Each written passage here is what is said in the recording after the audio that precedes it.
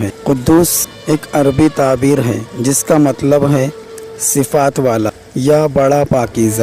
ایک مخصوص دعا یا تسبیح کی شکل میں استعمال کیا جاتا ہے تاکہ مسلمان اپنے رب کی پاکیزگی اور قدرتی صفات کو یاد کرے اور ان کی تعظیم کرے۔ یا قدوس و قرآن مجید میں بھی استعمال کیا گیا ہے اور اسے اللہ تعالیٰ کی صفات کا ایک نام سمجھا جاتا ہے۔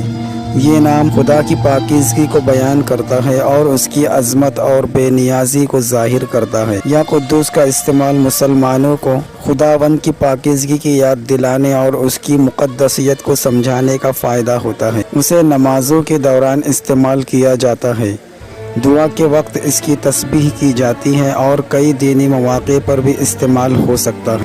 یا قدوس کی تسبیح کا استعمال انسان کو تقوی کی طرف موجب کرتا ہے۔